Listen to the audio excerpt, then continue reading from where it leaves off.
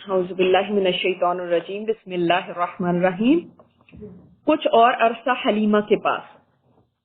حلیمہ کا دستور تھا کہ وہ آپ کو ہر 6 مہینے بعد مکہ لاتی، والدہ اور خاندان کے لوگوں سے ملاقاتیں، پھر اپنے دیار بنو سعد واپس لے جاتی۔ تو حضرت حلیمہ ایوری 6 منتھ ایک ٹرپ لگتا تھا مکہ کا، اور لا کے ماں سے اور بچے واقعی رشتہ داروں سے ملاتی تھی۔ اس سے کیا ہمیں پتہ چلتا ہے کہ اگر کوئی اپنے بچے کو اچھی تربیت کے لیے کوئی گورننس رکھ لیتا ہے، کوئی نینی رکھ لیتا ہے، اور کوئی اہم کام ماں کر رہی ہے، تو کوئی اس کے اندر حرج نہیں ہے، بشرطے کہ وہ ان کو اچھے اخلاق سکھائے۔ کیونکہ یہ بنو سعد جو تھی نا، زبان دانی میں بہت ماہر تھے، ان کی زبان کی بہت تعریف کی جاتی تھی، بہت خالص تھی ان کی زبان۔ اسی لیے آپ صلی اللہ علیہ وسلم فرمایا بھی کرتے تھے، جب آپ صلی اللہ علیہ وسلم سے کوئی بات کرتا تھا تو آپ صلی اللہ علیہ وسلم فرماتے تھے کہ میری زبان اتنی خالص کیوں نہ ہو، بنو سعد میں نے پرورش پائی ہے۔ جب مدت رضاعت پوری ہو گئی اور دودھ چھڑا کر آپ صلی اللہ علیہ وسلم کو آپ کی والدہ کے پاس لائیں، تو اب تو جو خیر و برکت دیکھ چکی تھی، اس کے پیش نظر چاہتی تھی کہ آپ کو انہی کے پاس رہنے دیا جائے۔ چنانچہ انہوں نے آپ کی والدہ سے کہا کہ کیوں نہ آپ بچے کو میرے پاس ہی رہنے دیں کہ وہ ذرا اور مضبوط ہو جائے، کیونکہ مکہ کی وبا سے ڈر لگتا ہے۔ کیوں مکہ میں وبا ہوتی تھی؟ وہ حج کے لیے لوگ شاباش حاجی، جیسے آج کے وقت میں آپ دیکھیں وہیں سے لوگ کھانسی، نزلہ، زکام لے کر آتے ہیں، کیوں وہاں پہ ہر جگہ سے لوگ آئے ہوتے ہیں، کئی وبائیں بھی وہاں پہ پھیل جاتی ہیں، تو اس وجہ سے والدہ اس پر راضی ہو گئی اور حلیمہ آپ کو لے کر خوش خوش اپنے گھر واپس ہوئی، اور آپ تقریباً مزید 2 برس تک وہیں رہے۔ پھر آپ کے سینہ مبارک چاک کیے جانے کا واقعہ پیش آیا، جس سے ڈر کر حلیمہ اور ان کے شوہر نے آپ کو آپ کی والدہ کے حوالے کر دیا۔ اب یہ شق صدر کا واقعہ ہم انشاءاللہ بھی دیکھتے ہیں، لیکن حضرت حلیمہ نے کیوں یہ نہیں چاہا کہ آپ کو واپس دے دیں؟ برکتیں دیکھ رہی تھی کہ جتنی خیر و برکت ان کی وجہ سے ہمارے گھر میں آئی ہے، وہ کہیں واپس نہ چلی جائے، تو وہ اب دینا ہی نہیں چاہ رہی تھی۔ تو جا کے انہوں نے ریکویسٹ کی ماں سے، اور والدہ راضی ہو گئی۔ اور دیکھیں پھر شق صدر کا واقعہ جو پیش آیا، سینہ مبارک چاک کیا جاتا ہے۔ انس بن مالک رضی اللہ تعالیٰ عنہ کا بیان ہے کہ آپ صلی اللہ علیہ وسلم سب درود پڑھنا بھولیے گا نہیں، بچوں کے ساتھ کھیل رہے تھے کہ جبرائیل علیہ السلام تشریف لائے اور آپ کو لٹا کر سینہ چاک کر دیا۔ چاک کرنے کا مطلب کیا؟ کٹ کر دیا نا۔ پھر آپ کا دل نکالا اور اس میں سے ایک لوتھڑا نکال کر فرمایا کہ یہ تم سے شیطان کا حصہ ہے۔ پھر دل کو سونے کے تشت میں زمزم کے پانی سے دھو کر جوڑ دیا اور اسی جگہ پلٹا دیا۔ ادھر بچے دوڑ کر اپنی ماں یعنی دایا کے پاس پہنچے اور کہنے لگے کہ محمد صلی اللہ علیہ وسلم قتل کر دیا گیا ہے۔ وہ لوگ جھٹ پہنچے تو دیکھا رنگ اترا ہوا تھا۔ اب کیا ہوا یہ واقعہ کہ نبی کریم صلی اللہ علیہ وسلم چھوٹے ہی تھے ابھی، کہ انہوں نے پوچھا اپنی رضائی والدہ سے کہ یہ میرے بہن بھائی کہاں جاتے ہیں، تو انہوں نے بتایا کہ یہ بکریاں چرانے جاتے ہیں۔ تو آپ صلی اللہ علیہ وسلم نے فرمایا کہ میں بھی جانا چاہتا ہوں۔ تو انہوں نے کہا کہ نہیں، آپ کو کیا ضرورت ہے، ہم تو آپ کو آپ کی خدمت کے لیے لے کر آئے ہیں، آپ کو یرحمک اللہ۔ تو آپ صلی اللہ علیہ وسلم نے فرمایا کہ نہیں، میں جانا چاہتا ہوں ان کے ساتھ۔ اچھا، چلے گئے۔ ایک دن بچے بھاگتے ہوئے ماں کے پاس آئے اور انہوں نے کہا کہ ہمارے بھائی محمد صلی اللہ علیہ وسلم ان کو کسی نے قتل کر دیا۔ تو وہ دوڑتی بھی گئی، انہوں نے ادھر ادھر بھی آوازیں دی، جو ان کے قبیلے کے لوگ تھے وہ بھی دوڑتے ہوئے گئے۔ جب وہاں پہنچے تو دیکھا کہ آپ صلی اللہ علیہ وسلم کھڑے ہوئے ہیں، اور ویسے ٹھیک ٹھاک ہے لیکن رنگ بالکل اترا ہوا ہے۔ تو جب پوچھا تو آپ صلی اللہ علیہ وسلم نے بتایا کہ اس طرح سے 2 آدمی تھے۔ تو یہ بھی کہا جاتا ہے، ایک بعض روایات میں آتا ہے کہ آپ نے دیکھا کہ 2 جیسے گرد کی شکل کے پرندے ہیں، جیسے وہ آئے ہیں، اور ان میں سے ایک دوسرے سے کہتا ہے کہ کیا یہی ہے وہ؟ دوسرا ایسے سر ہلاتا ہے ہاں میں۔ تو پھر وہ آپ صلی اللہ علیہ وسلم کو لٹاتے ہیں، آپ کا سینہ مبارک چاک کرتے ہیں۔ اسی وجہ سے وہ بچے ڈر گئے اور وہ بھاگ گئے۔ اب آپ صلی اللہ علیہ وسلم کا یہ آپریشن ہو رہا ہے اور آپ دیکھ بھی رہے ہیں کہ یہ آپریشن ہو رہا ہے، اور دیکھیں سبحان اللہ کیسا آپریشن ہے کہ نہ کوئی تکلیف نہ کوئی کچھ، اور دل مبارک نکالا اور اس کو صاف کیا اور زمزم کے پانی سے دھویا۔ یہ بات آپ نے نوٹ کی جی کہ پانی جو ہے نا وہ زمزم کا ہی استعمال ہوا، وہ جنت کا پانی نہیں لایا گیا، باقی چیزیں دیکھیں سونے کا تشت ہے اور وہاں سے جو سرجری کے آلات ہیں وہ تو جنت سے آئے اور پانی بالکل بالکل تو اس سے دھویا گیا دل مبارک کو. آج بھی دل دھونے ہیں زمزم پیو. تو پھر اس کے بعد آپ صلی اللہ علیہ وسلم کا سینہ جو ہے وہ سی دیا گیا, سینہ مبارک کو سی دیا گیا جس کا نشان بھی تھا, کیونکہ آگے یہی بات ہے کہ انس رضی اللہ تعالیٰ عنہ کا بیان ہے کہ میں نبی کریم صلی اللہ علیہ وسلم کے سینے پر سلائی کا اثر دیکھا کرتا تھا, ایک سلائی کا اثر تھا. اچھا مجھے یہ بتائیں, جہاں پر اللہ تعالیٰ نے یہ سارا ایک معجزہ ہی ہوا نا, کون ہوتا ہے کہ جس کا سٹچز لگے ہوں, دل کو آپریشن ہو اور وہ کھڑا ہو جائے بندہ, لیکن آپ صلی اللہ علیہ وسلم کا اتنا بڑا ایک آپریشن ہوا اور کھڑے ہوئے ہیں وہاں پہ. اللہ تعالیٰ چاہتا تو یہ سلائی کا نشان مٹا دیتا, کیوں نہیں مٹایا؟ ثبوت کے طور پہ کہ آج کوئی لوگ یہ نہ کہیں اس کے بعد کہ نہیں یہ تو ایسا ہوا ہی نہیں تھا. اور واقعی آج لوگ کہتے ہیں کہ نہیں وہ سینہ کھولنے کا مطلب یہ تھا علم نشرح لک صدرک, ہم نے آپ کا سینہ نہیں کھول دیا تو وہ علم کے لیے کھولا ہے, وہ تھوڑی اس طرح سے کھولا ہے. تو یہ کچھ نہیں ہوا, کیونکہ وہ لوگ جو چیزیں ایسی سپر نیچرل ہوئی ہیں ان کو بلیو نہیں کرتے اور وہ ان چیزوں کو سوچتے ہیں کہ نہیں ایسا کچھ نہیں ہوا. حالانکہ دیکھیں انس بن مالک کون تھے؟ صحابی تو تھے, کون تھے؟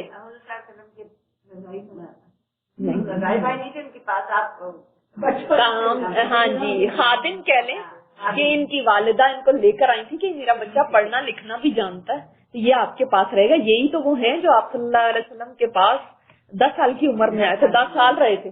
اور یہ فرماتے ہیں نا کہ آپ صلی اللہ علیہ وسلم نے کبھی مجھے اس تک نہیں کہا, کبھی یہ نہیں کہا یہ کام تم نے کیوں کیا اور یہ کیوں نہیں کیا.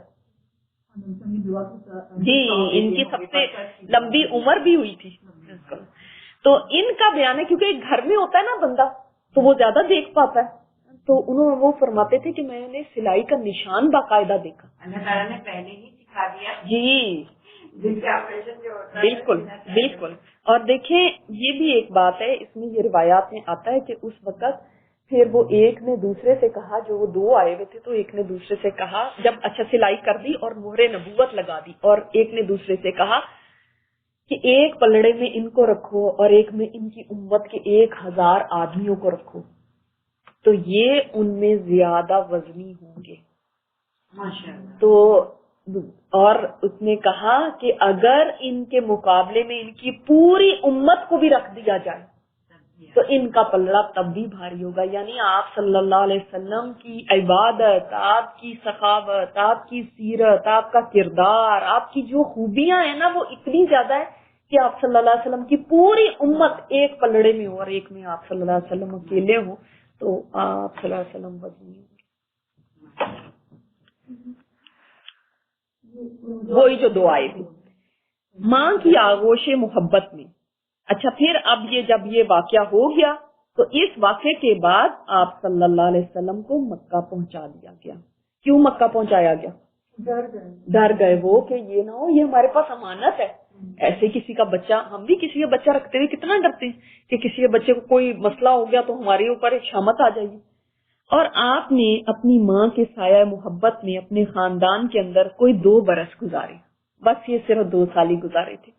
پھر والدہ, دادا اور ام ایمن کے ساتھ مدینہ کا سفر کیا. دادا کون ہے؟ عبد المطلب. اور والدہ آمنہ. اور ام ایمن کون ہے؟ جو دائی کہہ لیں گود کھلاتی تھی, ٹھیک ہے, خادمہ تھی. ان 3 کے ساتھ مدینہ کا سفر کیا جہاں آپ کے والد کی قبر بھی تھی اور دادا کا ننیال تھا. کیسے تھا دادا کا ننیال؟ ابھی جو میں نے بات آپ سے پوچھی ہے, ہاں, ہاشم نے وہاں پہ شادی کی تھی اور عبد المطلب پیدا ہوئے تھے تو عبد المطلب کا تو بچپن وہاں گزرا تھا تو ان کی بھی روٹس وہاں پہ ہیں. اور حضرت بی بی آمنہ دیکھنے گئی ہیں اپنے ہسبینڈ کی قبر. آپ مدینہ میں 1 ماہ رہ کر واپس ہوئے تو راستے میں آپ کی والدہ بیمار ہو گئی اور ابا پہنچ کر رحلت کر گئی, یعنی فوت ہو گئی. وہیں انہیں بھی دفن کر دیا گیا, جہاں پہ بیمار ہوئی تھی وہاں پہ ان کو دفن کر دیا گیا. اب دادا کے سایہ شفقت میں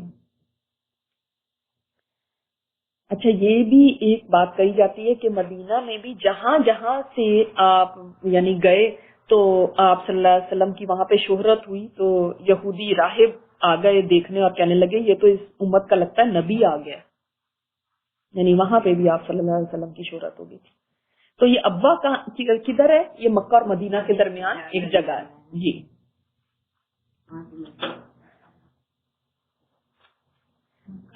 اب بوڑھے عبد المطلب آپ کو لے کر مکہ پہنچے. ان کے دل پر آپ کی اس نئی مصیبت کے احساس کا گہرا زخم تھا. نئی کون سی مصیبت ہو گئی؟ والدہ دنیا سے چلی گئی. دیکھیے والد تو پہلے ہی نہیں تھے، اب والدہ بھی نہیں رہی، اور اتنا چھوٹا بچہ. یعنی کتنی عمر تھی آپ صلی اللہ علیہ وسلم کی اس وقت؟ 6 سال. کیونکہ 2 سال وہ رضاعت والے، 2 سال ابھی آپ نے پڑھا کہ دائی حلیمہ کے پاس اور رہے، اور 2 سال یہاں پہ لکھا ہے نا کہ ماں کے ساتھ. 4 سال کے ہاں جی 6 سال کے.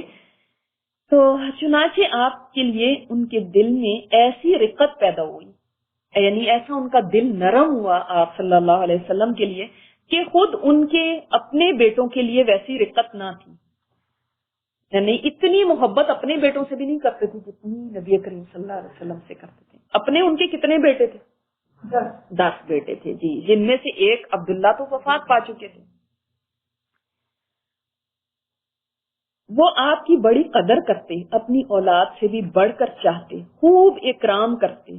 ان کا خاص فرش جس پر کوئی دوسرا نہ بیٹھ سکتا تھا اس پر آپ کو بٹھاتے، پیٹھ پر ہاتھ پھیرتے، آپ کی نقل و حرکت دیکھ کر خوش ہوتے اور یقین رکھتے تھے کہ آئندہ آپ کی ایک نرالی شان ہونے والی ہے. اچھا اب کیا تھا کہ ان کا ایک یعنی عبد المطلب کے لیے نا، کیونکہ سردار تھے تو کعبے کے سامنے بالکل دروازے کے نزدیک ان کی نشست بچھائی جاتی تھی، جس کو فرش کہا گیا نا. وہ فرش کیا ہے؟ جیسے اب بھی عرب وغیرہ میں ہوتا ہے کہ ایک مطلب بڑے اچھی سی تکیے رکھے ہوتے ہیں پیچھے اور نشست ایک بچھائی جاتی. تو یہ چونکہ سردار تھے تو ان کے لیے وہاں پہ خانہ کعبہ کے ساتھ بچھائی جاتی تھی. تو مخملی جیسے سمجھ لیں کپڑے کی اور تکیے رکھ کے. تو ان کی چونکہ بہت عزت تھی. کس وجہ سے عزت تھی؟ سردار اور حاجیوں کو، ہاں حاجیوں کا اکرام کرنے ان کے ذمے تھا. تو جب یہ نشست ان کی بچھا دی جاتی تھی نا تو کسی کی جرت نہیں ہوتی تھی کہ کوئی یہاں پہ بیٹھے. مثلاً کسی پریزیڈنٹ کی کوئی جگہ ہے تو کوئی جا کے اس کی کرسی پہ نہیں بیٹھ سکتا نا، ایک روب ہوتا ہے. تو بیٹے بھی ان کے اس کے ارد گرد کھڑے رہتے تھے. تو نبی کریم صلی اللہ علیہ وسلم جب آتے تھے تشریف لاتے تھے تو وہاں پہ بیٹھ جاتے تھے. تو وہ کہتے تھے اٹھو یہاں سے. تو عبد المطلب کیا فرماتے تھے کہ نہیں میرے بیٹے کو یہاں بیٹھنے دیں. اس کی جو شان ہے یعنی اتنی عزت دیتے تھے وہ کہ اس کی شان، یہ بڑی شان والا بچہ ہے. تو آپ اس سے سوچیں کہ اللہ تعالیٰ نے سبحان اللہ وہاں پہ بٹھا کے آپ صلی اللہ علیہ وسلم کو ایک طرح سے سرداری کے آداب بھی سکھا دیے. کتنی بڑی ایک مجلس ہے نا جہاں پہ ظاہر ہے بڑے بڑے سردار آتے ہوں گے، بڑے بڑے لوگ آتے ہوں گے جو ان کے پاس بیٹھتے ہوں گے. تو ایک ٹریننگ ہو رہی ہے نا ایک بچے کی شروع سے. لیکن ابھی آپ کی عمر صرف 8 برس 2 مہینے اور 10 دن ہوئی تھی کہ عبد المطلب بھی انتقال کر گئے. اور آپ صلی اللہ علیہ وسلم فرماتے ہیں کہ مجھے یاد ہے وہ دن کہ جب میرے دادا کا جنازہ جا رہا تھا اور میرے پیچھے روتا روتا جا رہا تھا. اور 8 برس کا بچہ سوچیں کہ کتنا چھوٹا ہوتا ہے. کوئی اپنے بچوں میں سے یا اپنے بھتیجے بھانجوں میں سے 8 سال کے بچے کا سوچیں، تصور کریں کہ نہ باپ ہے، نہ ماں ہے، نہ بہن بھائی ہے، نہ کوئی دادا. چچا کی کفالت میں. اچھا آج کے وقت میں کوئی ہو نا تو وہ کہے گا کہ یہ بچہ تو مطلب ہے کہ بگڑ ہی جائے گا، اب یہ ایسے ہوگا ویسے ہوگا. لیکن آپ صلی اللہ علیہ وسلم کے اوپر اللہ تعالیٰ کی خصوصی رحمت تھی. اور دیکھیں جو میں نے آپ کو حدیث پہلے بھی بتائی تھی نا کہ آپ نے فرمایا کہ مجھے آداب میرے رب نے سکھائے. وہ یہ نہیں کہہ سکتا تھا کہ ہاں پیرنٹس نے اس کو سکھایا. ہوں گے نا کوئی بچے کو دیکھتے ہیں کہتے ہیں یہ ضرور اس کے پیرنٹس کا وہ اتنے نیک ہیں تو انہوں نے ایسا سکھایا ہوگا، تو کریڈٹ پیرنٹس کو چلا جاتا ہے. لیکن یہاں پہ کوئی بھی نہیں، اللہ ہے. تو چچا کی کفالت میں اب آپ کے چچا ابو طالب نے آپ کی کفالت کا بیڑا اٹھایا. کفالت کا بیڑا اٹھایا کا مطلب کیا؟ ان کی ذمہ داری ہو گئی. یہ آپ کے والد کے سگے بھائی تھے. لیکن یہ بھی ایک فرق ہے نا کہ یہ حضرت عبداللہ کے سکے بھائی تھے باقی ہو سکتا ہے سوتیلے بھائی ہوں نا، مانگ ان کی ڈفرینٹ ہو. انہوں نے آپ سے خاص رحمت اور شفقت برتی. وہ مالدار تو نہ تھے لیکن آپ کی کفالت کے بعد اللہ تعالیٰ نے ان کے تھوڑے سے مال میں اس قدر برکت دی کہ ایک آدمی کا کھانا پورے کنبے کے لیے کافی ہو جایا کرتا تھا. خود آپ بھی صبر اور قناعت کا نمونہ تھے، جو کچھ ملتا اسی پر قناعت فرماتے. اچھا، کہا جاتا ہے کہ جب دسترخوان بچھتا تھا کھانے کے لیے تو اس کھانے میں اگر آپ صلی اللہ علیہ وسلم بیٹھتے تھے تو اتنی برکت ہو جاتی تھی کہ سب پیٹ بھر کے کھا لیتے تھے. اور جب نبی علیہ الصلوۃ والسلام نہیں ہوتے تھے تو وہی کھانا کسی کو پورا ہی نہیں پڑتا تھا، کسی کا پیٹ ہی نہیں بھرتا تھا. تو ابو طالب نے پھر لازم کر دیا تھا کہ جب نبی علیہ الصلوۃ والسلام ہوں گے تو تب ہم کھانا کھایا کریں گے. اتنی برکت ہوتی ہے، سب پیٹ بھر کے بھی کھا رہے ہیں اسی کھانے میں. اس سے کیا پتا چلتا ہے؟ برکت ڈال دی تھی. اور کیا پتا چلتا؟ مل کے کھانے کی بھی برکت. دیکھیں، برکت وہ کوانٹٹی سے نہیں ہوتی، اس سے پتا چلتا ہے. ہم کوانٹٹی دیکھتے ہیں نا کتنا ہے، پورا ہوگا کہ نہیں. وہ اللہ تعالیٰ برکت ڈالتے ہیں جو ان سین چیز ہے، وہ آپ دیکھ نہیں سکتے آنکھوں سے، مگر اسی چیز میں ہم نے دیکھا ہے کبھی کبھی تھوڑی سی چیز میں بھی اتنی برکت ہوتی ہے، ماشاءاللہ سارے کھا لیتے ہیں. کبھی آپ اتنا بھی پکاتے ہیں، کہتے ہیں ہائے پتہ نہیں جیسے لگتا ہے اڑ ہی گیا. پیسوں میں بھی ایسے ہوتا ہے، پیسوں میں بھی کبھی ہمارے پاس بڑے بھی پیسے ہوتے ہیں، سمجھ ہی نہیں آیا، ایسے لگ رہا ہے اڑ گئے پیسے. کبھی تھوڑوں میں بھی برکت، تو وہ برکت اللہ کی طرف سے ہوتی ہے. ہم برکت مانگا کریں. زیادہ ہونے سے ضروری نہیں ہے کہ آپ کی تمام ضرورتیں پوری ہو جائیں. ہاں، برکت ہونے سے تھوڑا بھی بہت ہو جائے گا. سبحان اللہ. اور خود نبی کریم صلی اللہ علیہ وسلم میں کتنی قناعت تھی کہ کبھی کوئی شکایت نہیں کی تھی، کبھی کوئی گیلا شکوہ نہیں، کبھی کوئی ایسی چیز نہیں کی تھی. صبر اور قناعت کا نمونہ تھے. ابھی چھوٹے تھے بچے. اور قناعت کا مطلب کیا ہوتا ہے ویسے؟ جو ہے وہ کافی، جی جتنا کنٹینٹ ہونا نا، جتنا ہے اس کے اوپر کوئی شکایت نہیں کرنی. بعض لوگ جی، اور جبکہ ایسی فیملی سے تھی جس میں سرداری چل رہی ہے. اور آپ یہ دیکھیں کہ بعض اوقات ایسے ہوتا ہے کہ ہم ہر وقت ایک شکایتی رویہ رکھتے ہیں. جب ہمارے پاس بہت سی ہوتا ہے ہماری شکایتیں ختم نہیں تھی، کیونکہ قناعت نہیں ہے.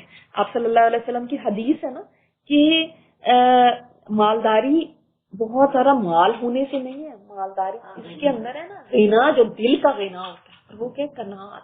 انسان کو تھوڑے میں بھی کوئی انسان قناعت کرنے والا ہو سکتا ہے، وہ ہے مالدار.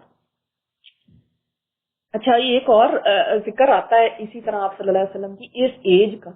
جلول المرجان میں بھی واقعہ ہم نے پڑھا ہے کہ آپ صلی اللہ علیہ وسلم اس وقت کعبۃ اللہ کی تعمیر ہو رہی تھی کہ آپ صلی اللہ علیہ وسلم نے اپنے چچاؤں کی ہیلپ کرنے کے لیے پتھر ڈھو ڈھو کے لے کے جا رہے تھے. تو آپ صلی اللہ علیہ وسلم نے ایک تہبند باندھی ہوئی تھی، اور چونکہ پتھر کندھوں پہ رکھ کے لے کے جاتے تھے تو آپ کے چچا حضرت عباس رضی اللہ تعالیٰ عنہ نے فرمایا کہ آپ جو یہاں پہ ہرٹ ہوتا ہوگا نا کہ پتھر رکھے ہوئے، تو آپ ایسا کریں کہ اپنا کپڑا اتار کے کندھے پہ رکھ لیں اور اس کے اوپر پتھر رکھ لیں تاکہ تکلیف نہ ہو. تو آپ صلی اللہ علیہ وسلم نے ابھی کپڑا اتارا ہی تھا، ابھی ننگے نہیں ہوئے تھے، تو بے ہوش ہو گئے. تو اللہ تعالیٰ نے گوارا نہیں فرمایا کہ میرا نبی جو ہے وہ لوگوں کے سامنے برہنہ ہو. سبحان اللہ. اس طرح اللہ تعالیٰ کی دیکھیں پوری یعنی جیسے نگہداشت ہے. ملک شام کا سفر اور بحیرہ راہب سے ملاقات. جب آپ نبی کریم صلی اللہ علیہ وسلم کی عمر 12 برس اور کہا جاتا ہے مزید 2 مہینے 10 دن ہوئی تو ابو طالب نے تجارت کے لیے ملک شام جانے کا قصد کیا. جیسے باقی لوگ جاتے تھے تو ملک شام کا ارادہ کیا. آپ کو ان کی جدائی بہت گراں گزری، یعنی بڑی مشکل تھی آپ کے لیے کہ اب یہ میرے چچا بھی جا رہے ہیں، جس سے وہ بھی بہت متاثر ہوئے اور اپنے ساتھ لے لیا. جب قافلے نے ملک شام کی حدود میں پہنچ کر شہر بصرہ کے قریب پڑاؤ ڈالا تو بحیرہ نامی عیسائیوں کا ایک بڑا راہب اپنے گرجے سے نکل کر ان کے پاس آیا اور قافلے کے درمیان سے گزر کر نبی علیہ الصلوۃ والسلام کے پاس پہنچا. یہ بھی آپ کو ایک قصہ بتا دوں اس کی ڈیٹیل کہ یہ قافلہ تو یہاں سے گزرا ہی کرتا تھا. تو راستے میں یہ ان کی جو بھی بستی تھی یہ یہاں پہ تھی، اور یہاں پہ یہ بحیرہ نامی جو راہب تھا یہ کبھی باہر نہیں نکلتا تھا، لیکن اس دفعہ جب یہ قافلہ یہاں پہ آیا تو وہ باہر آیا اور اس نے قافلے والوں کو کہا کہ میں آپ کی دعوت کرنا چاہتا ہوں، اور اپنے جو راہب چھوٹے چھوٹے سارے راہب تھے ان کو کہا کہ بہت اچھے کھانا تیار کرایا جائے ان کے لیے، اور بڑی اپنی پوری ذمہ داری کے ساتھ اور پوری یعنی بہترین طور پہ کوئی کمی نہ رہ جائے، بہترین کھانا ان لوگوں کے لیے تیار کرائیں، اور ان سب کو دعوت دے دی کہ آپ آئیں اور کھائیں۔ جب وہ سارے آ گئے اس نے ایک ایک کو غور سے دیکھا، اس کے بعد اس نے کہا ابو طالب سے کہ کوئی ایسا تو نہیں جس کو آپ چھوڑ آئے ہوں؟ نے کہا ہاں ایک بچہ ہے، ہمارا بچہ ہے، تو ہم اس کو سامان کے پاس چھوڑ آئے ہیں، ذرا اس کی سنبھالے گا، سامان کو دیکھ بھال کرے۔ نے کہا جب میں نے آپ کو کہا تھا کہ آپ سب کو لے کر آئیں تو آپ اس کو کیوں چھوڑ کے آئے؟ نے کہا نہیں وہ کوئی مسئلہ نہیں ہے ایسا، کیونکہ وہ تو ہمارا اپنا ہی بچہ ہے، ہم اس کے لیے کھانا وانا لے جائیں گے، کوئی ایسی بات نہیں۔ اس نے کہا جس کے لیے میں نے دعوت کی تھی آپ اسی کو چھوڑا ہے، آپ لوگ تو یہاں سے پہلے بھی گزرتے تھے، میں نے کبھی آج تک آپ کی دعوت کی تھی؟ تو فوراً اس کو لے کر آئے۔ نبی علیہ الصلوۃ والسلام کو لایا گیا، اور اس نے جب آپ صلی اللہ علیہ وسلم کو دیکھا تو اس نے کہا کہ یہ کون ہے؟ ابو طالب نے کہا میرا بیٹا ہے۔ نے کہا نہیں یہ نہیں ہو سکتا، یہ آپ کا بیٹا نہیں ہے۔ نے کہا نہیں نہیں یہ میرا ہی بیٹا ہے۔ نے کہا ایسا ہو ہی نہیں سکتا کہ یہ آپ کا بیٹا، آپ جھوٹ بولتے ہیں۔ نے کہا بھئی یہ اصل میں، اس نے کہا ہاں، اس نے کہا یہ تو اس کا باپ زندہ نہیں ہے۔ نے کہا ہاں یہ میرے بھائی کا بیٹا ہے، وہ فوت ہو گئے، تو اس طرح سے میں اس کا چچا ہوں تو میرا ہی بیٹا ہو گیا۔ تو اس نے کہا کہ ہاں یہ تو یہی اسی طرح ہے کہ اس کا باپ زندہ نہیں ہوگا۔ اور پھر اس نے آپ صلی اللہ علیہ وسلم سے پوچھا کہ آپ کا نام کیا ہے؟ آپ صلی اللہ علیہ وسلم نے بتایا۔ اس نے پھر کہا کہ آپ کو لات اور عزا کی قسم ہے کہ میں جو آپ سے پوچھوں نا آپ اس کا صحیح صحیح جواب دیں۔ تو کیونکہ یہ لوگ تو نہیں مانتے تھے عیسائی، لیکن دیکھیں جب مثلا میں کرسچن سے بات کروں تو میں کہوں گی کہ آپ کو جیزس کا واسطہ ہے، یا ان کی بات کروں گی نا تو انہوں نے بھی اس طرح سے کہا۔ تو آپ صلی اللہ علیہ وسلم جیسے یعنی ایک دم غضبناک ہو گئے۔ آپ نے فرمایا چھوٹے بچے ہیں حالانکہ، فرمایا کہ لات اور عزا کی مجھے قسم نہ دو، ان سے زیادہ ساری دنیا میں مجھے کوئی مبغوض نہیں ہے، یعنی کوئی بغض مجھے کسی سے اتنا زیادہ نہیں ہے جتنا ان سے ہے۔ آپ صلی اللہ علیہ وسلم اندر توحید اس وقت بھی پتا تھا، کئی لوگ میں نے آپ کو بتایا نہیں تھا کہ اس وقت بھی توحید پہ تھے۔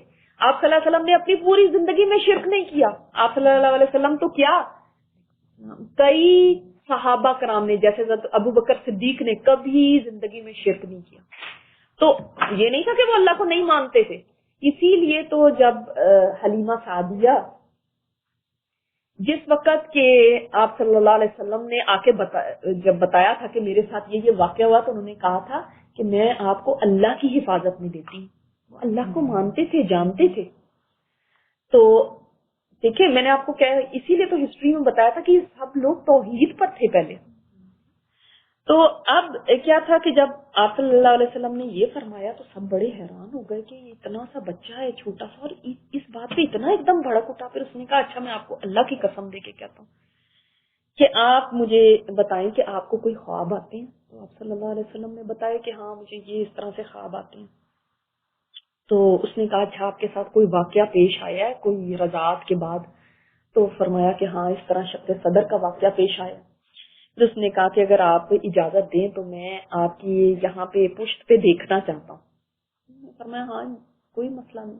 دیکھا تو دو کندھوں کے درمیان یہاں پہ مہر نبوت تھی آپ صلی اللہ علیہ وسلم کی، جیسے ابری بھی ساتھ گوشت ہوتا ہے اس طرح، اور اس پہ ہلکے ہلکے بال بھی تھے۔ تو تب وہ تو گر پڑا اور اس نے کہا تب کہ آگے جو بات آ رہی ہے اور آپ کا ہاں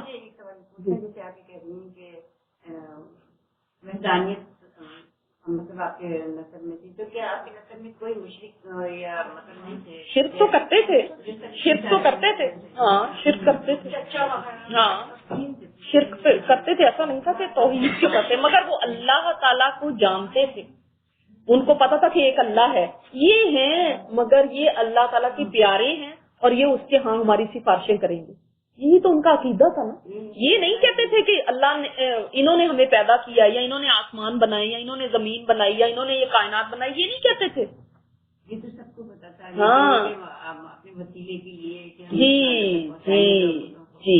راہب کا کیا مطلب؟ جیسے نہیں جو یہ جو نکل کے جنگلوں میں جا کے عبادت شروع کر دیتے ہیں, دنیا کو چھوڑ دیتے ہیں نا, ترک دنیا کرنے والے, بالکل ان کا نا دنیا سے کوئی تعلق نہیں رکھتے عبادت. یہ کرسچینٹی میں بہت زیادہ تھا نا, کہ آج بھی دیکھیں اسی کی یہ کنٹینیویشن ہے کہ ننز ہیں تو نہ وہ شادی کرتی ہیں نہ وہ کسی کو, اور یہ جو ان کے وہ ہیں فادر جو ان کو کہتے ہیں وہ بھی اس طرح. اب تو یہ دنیا میں گھل مل کے رہنا شروع ہوئے. اس وقت نکل جاتے تھے, بالکل جنگلوں میں جا کے رہتے تھے, دنیا سے کوئی تعلق نہیں, بس اللہ اللہ کر رہے ہیں سارا وقت. لیکن دیکھیں اسی لیے اللہ تعالیٰ نے قرآن پاک میں فرمایا نا کہ یہ آپ کو پہچانتے ہیں. دیکھیں ان کے راہب نے آ کے یہ کہا, آپ صلی اللہ علیہ وسلم کا ہاتھ پکڑ کر کہنے لگا یہ دنیا کے سردار ہیں, نمبر 1. نمبر 2 پروردگار عالم کے رسول ہیں, اس نے یہ بھی کنفیس کیا. نمبر 3 اللہ انہیں رحمت عالم بنا کر بھیجے گا. نمبر 3 یہ بات, 3 چیزیں اس نے کہی اور تینوں بالکل صحیح چیزیں تھیں. دنیا کے سردار, اللہ کے رسول اور رحمت للعالمین. اس وقت اس نے کہا جب آپ صلی اللہ علیہ وسلم ابھی بچے ہیں. اتنا علم تھا کیونکہ عیسیٰ علیہ السلام کے ذریعے پہنچا ہوا تھا. جی دیکھیں لوگوں نے کہا آپ کو یہ کیسے معلوم ہوا؟ اس نے کہا اچھا بھی دیکھیں اس کی بھی بات, کتنا عقل مند تھا. اس نے کہا تم لوگ جب گھاٹی سے ادھر ظاہر ہوئے تو کوئی پتھر یا درخت ایسا نہ بچا جو سجدہ کے لیے جھک نہ گیا. یہ حال کوئی پتھر کوئی درخت ایسا نہیں بچا تھا جو سجدے میں نہ چلا گیا. یہ بھی کہا جاتا ہے کہ جب آپ صلی اللہ علیہ وسلم واپس پلٹے تھے نا تو ایک درخت کے نیچے بیٹھ گئے جا کے. تو اس راہب نے ابو طالب سے کہا کہ وہ دیکھو, اور دیکھا جب تو وہ جو اس کی ٹہنیاں تھی ایک دم ساری ملنا شروع ہو گئی آپ صلی اللہ علیہ وسلم کے اوپر سایہ کرنے کے لیے. سبحان اللہ. اور اس نے کہا کہ اس درخت کے نیچے آخری دفعہ عیسیٰ علیہ السلام بیٹھے تھے اور انہوں نے فرمایا تھا کہ میرے بعد اس کے نیچے ایک نبی بیٹھے گا. یہ نبی ہے جی. اور یہ دونوں چیزیں نبی کے علاوہ کسی اور کو سجدہ نہیں کرتی. پھر میں انہیں مہر نبوت سے بھی پہچانتا ہوں جو کندھے کے نیچے نرم ہڈی کے پاس سیب کی طرح, اور ہم انہیں اپنی کتابوں میں بھی پاتے ہیں. دیکھیں سبحان اللہ. سلمان فارسی نے کیسے پہچانا تھا؟ مہر نبوت دیکھی تھی انہوں نے بھی, اور ان کو بھی جس پادری کے پاس لاسٹ ٹائم تھے اس نے کہا تھا مدینہ چلے جاؤ, وہاں پہ وہ آخری نبی آئے گا.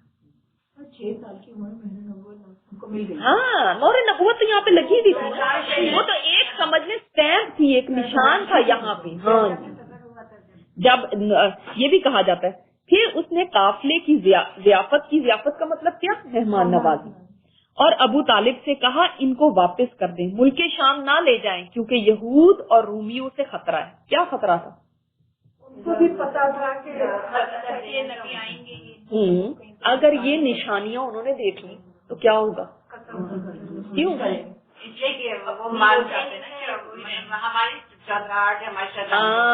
ان کو پتا چل جائے گا یہ بنی اسرائیل میں تو آیا نہیں نبی آخری, وہ یہ تو عربوں میں پیدا ہو گیا. تو آپ کو قتل کا خطرہ تھا کہ آپ کی جان لینے کی کوشش کریں گے. اس پر ابو طالب نے آپ کو مکہ بھیج دیا, یعنی آپ صلی اللہ علیہ وسلم کو واپس مکہ بھیج دیا اور خود وہ آگے چلے گئے. ہاں یہ بھی کرسچن تھے نا, یہودی اور رومی کرسچن ہوا کرتے تھے اس زمانے کے. جی جی, تو دونوں سے خطرہ تھا نا.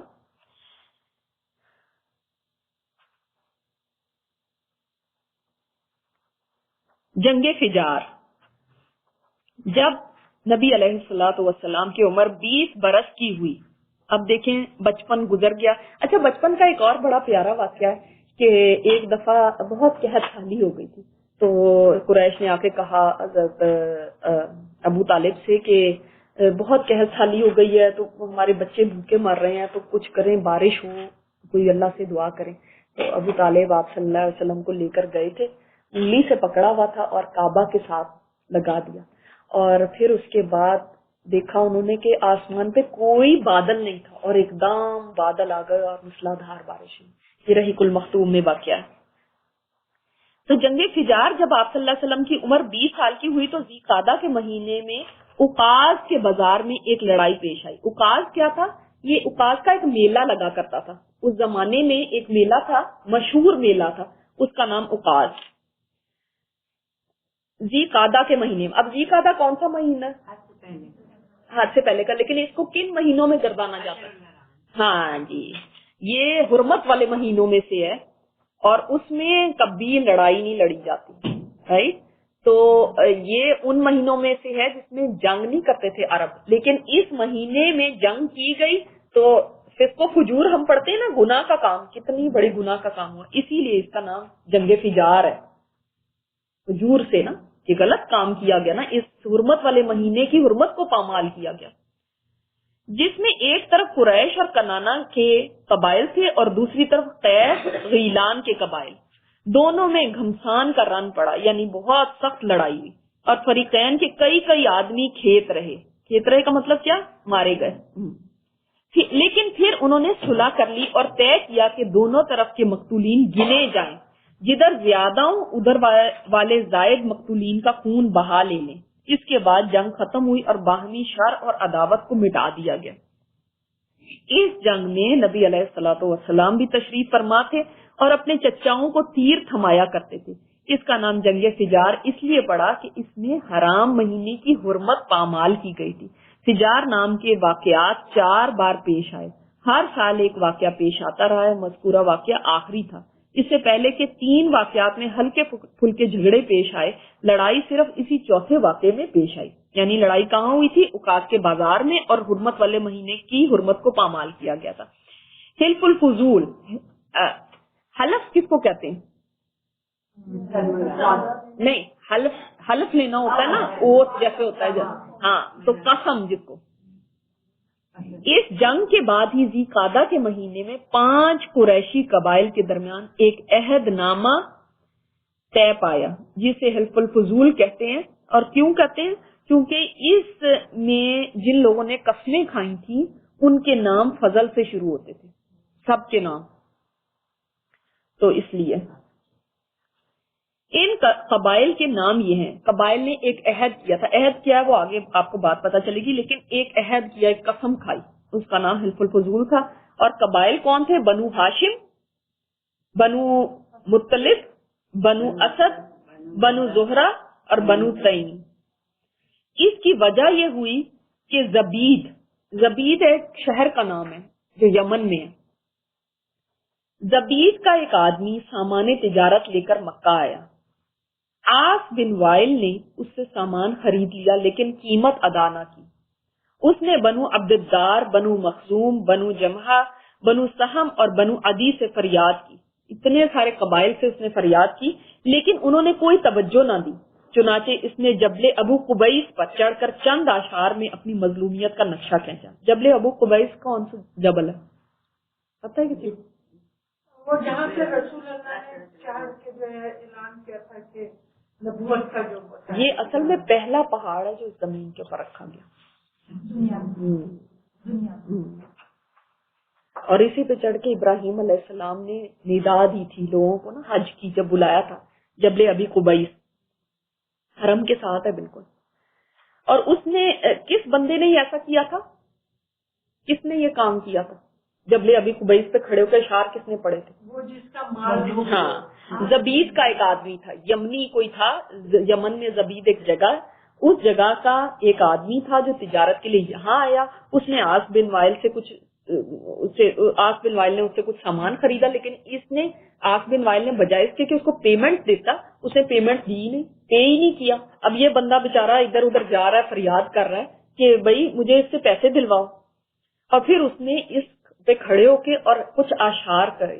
اشعار اس وقت شاعری کیسے تھی جیسے آج میڈیا ہے، میڈیا پہ جو آ جاتا ہے اور اپنی مظلومیت کا قصہ سنا دے وہ مظلوم ہے، اور جو میڈیا کے نزدیک ظالم ہے وہ سب میں ظالم ہے۔ تو یہ شاعری، اتنا زیادہ شاعری کا دور تھا۔ تو اس نے اپنی مظلومیت کا نقشہ کھینچا اور آواز لگائی کہ کوئی اس کا حق دلانے کے لیے اس کی مدد کرے. اس پر زبیر بن عبد المطلب نے دوڑ دھوپ کی. اب یہ کون ہے زبیر بن عبد المطلب؟ عبد المطلب کے بیٹے. چنانچہ مذکورہ قبائل کے افراد بنو تیم کے سردار عبداللہ بن جدعان کے گھر میں اکٹھے ہوئے اور آپس میں عہد و پیمان کیا کہ مکہ میں جو بھی مظلوم نظر آئے، ہاں مکہ کا رہنے والا ہو یا کہیں اور کا، یہ سب اس کی حمایت میں کھڑے ہو جائیں گے. یہ انہوں نے معاہدہ کیا تھا، اس کا نام تھا حلف الفضول.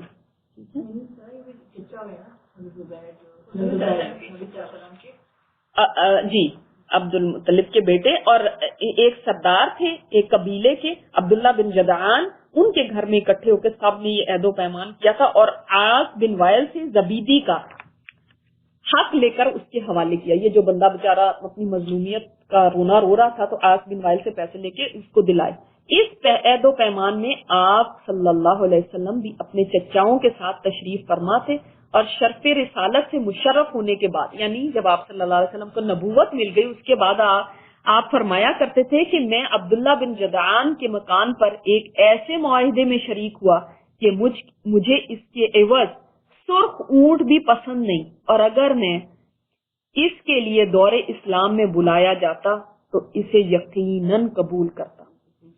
یہ کیوں آپ صلی اللہ علیہ وسلم نے یہ بات فرمائی کہ اگر آج اسلام لانے کے بعد بھی مجھے اس کے لیے بلایا جاتا تو مجھے یہ پسند ہوتا، مجھے اتنا پسند ہے یہ معاہدہ. جی جی جی. اور اس زمانے میں کس کا ساتھ دیا جاتا تھا؟ جو آپ کے قبیلے کا ہوتا تھا، جو آپ کے قبائلی حمیت اتنی زیادہ تھی. یا اس سے اندازہ لگائیں کہ ایک آدمی کہتا تھا کہ اگر میرے قبیلے والے اسلام لے آئے تو میں بھی اسلام لے آؤں گا، اگر وہ نہ لے کر آئے تو میں بھی نہیں آؤں گا. یعنی حق کی بنیاد کیا تھی؟ جو میرا قبیلہ کر رہا بس میں اس کے ساتھ نہیں. ٹرائب، آپ کی ٹرائب، جو آپ کا کلین، آپ کا کلین جو چلا رہا ہے، جیسے یہ قریش ہے یا بنو ہاشم ہے یا اس طرح سے ہر ایک کا ہوتا ہے نا. آج کے وقت میں جس کو آج برادریاں کہتے ہیں، ٹھیک ہے، ہم برادری کہتے ہیں نا. ہاں، جو ہماری برادری کہے گی اور جو کرے گی نا بس ہم نے وہ کرنا. اگر وہ غلط کر رہی ہے تو ہم اس کی حمایت میں ہیں، چاہے وہ کتنا بھی ظلم کر رہی. تو اس وقت قبائلی حمیت انتہا سے زیادہ تھی. لوگ یہ نہیں دیکھتے تھے حق کیا اور باطل کیا، لوگ یہ دیکھتے تھے ہمارا قبیلہ کیا کر رہا ہے. اور ہم بھی آج اتنے ہی جاہل ہیں کیونکہ ہم بھی آج قبائلی حمیت دیکھتے ہیں کہ ہماری زبان بولنے والا ہے تو ہم اس کے ساتھ ہیں، ہمارے علاقے کے رہنے والا ہے تو ہم اس کے ساتھ ہیں، چاہے وہ کوئی بھی وہ غلط کام کر رہا ہو یا کچھ. تو آپ صلی اللہ علیہ وسلم کو چونکہ حق کے ساتھ ہوتے تھے، تو کیونکہ اس معاہدے میں کیا تھا کہ مکہ میں جو مظلوم بھی نظر آئے، چاہے وہ مکہ کا رہنے والا ہے یا نہیں ہے، چاہے باہر سے کوئی آیا ہو. آج ہمارا طور طریقہ کیا ہے کہ اپنا مسلمان اگر غلط کر رہا ہے نا ہم نے اس کا ہی ساتھ دینا. غیر مسلم کا کیوں نہیں دیتے؟ یہ تو کافر ہے. اب وہ چاہے بیچارہ کتنا ہی حق پہ ہو، چاہے وہ مظلوم ہو، ہم حق نہیں دیکھتے. ہم بعض دفعہ ہم اس معاملے میں جب ہم دین پڑھنے لگتے ہیں اس معاملے میں اتنے پریجوڈس ہو جاتے ہیں کہ ہم بس یہ مسلمان ہے نا بس میں اس کے ساتھ. آپ صلی اللہ علیہ وسلم نے فرمایا کہ ہاں اپنے بھائی کی مدد کرو چاہے وہ ظالم ہو یا مظلوم. تو لوگوں نے پوچھا کہ یا رسول اللہ مظلوم کی مدد تو سمجھ آتی ہے، ظالم کی مدد کیسے کریں؟ آپ صلی اللہ علیہ وسلم نے فرمایا اس کو ظلم سے روک کے. یہ نہیں کہ ہم اس کے ساتھ کھڑے نہیں ہیں کیونکہ میرے مسلمان بھائی ہیں اور یہ کبھی ایسا نہیں کر سکتے. نہیں، اگر وہ ظالم ہے اس کو روکو، یہ ہے مدد اس. تو اتنا زیادہ آپ صلی اللہ علیہ وسلم کو یہ چیز پسند آئی تھی. اچھا، ایک اور بات میں پیچھے بھول گئی کہ یہ سبحان اللہ اتنی پیاری بات ہے. یہ حلیمہ سعدیہ کی پاس جب یہ بات بتائی گئی اور وہ اس سے ہمارے ماں ہونے کے ناطے ہمیں ایک بات بڑی اچھی سمجھ آتی ہے کہ اگر کوئی خدا نہ خواستہ ہمارے بچے کے ساتھ کوئی چوٹ لگ جائے، کوئی ایسی بات ہو جائے تو ہمارا پینک کا حال کیا ہوتا ہے. اور وہ دیکھیں کیسی کام ہے. اور جب حضرت آمنہ رضی اللہ تعالیٰ عنہ تو نہیں شاید ان کو کہہ سکتے، حضرت آمنہ کے پاس جب لا کے انہوں نے سارا واقعہ بیان فرمایا تو وہ بالکل بھی نہیں گھبرائیں. اور انہوں نے کیا فرمایا تھا؟ کیونکہ ان کو شاید حضرت حلیمہ کو شاید یہ لگا کہ ان کے اوپر کوئی اثرات تو نہیں ہے کوئی. اس وقت زمانے یہ بہت سپرسٹیشس باتوں کا بہت دور تھا نا، تو سوچتے تھے شاید کوئی جن کا اثر ہو گیا، پتہ نہیں کیا ہو گیا.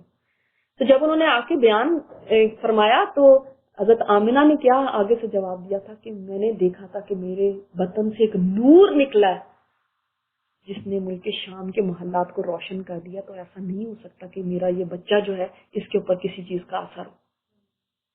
اور یہ آپ ایک بات دیکھیں کہ ان کی کامنس، ہمیں اس سے کامنس سیکھنا، کام ہونا، یہ نہیں کہ ہم اتنے پینک ہو جاتے ہیں کہ پینک کے اندر ہمیں نہیں پتا چلے گا اچھا ہے میرے بچے کے ساتھ یہ ہو گیا، سلائی کا نشان دیا، اللہ پتہ نہیں کیا ہو گیا، تو ہم وہ پینک چیز نا اپنے بچوں میں بھی ٹرانسفر کر دیتے ہیں۔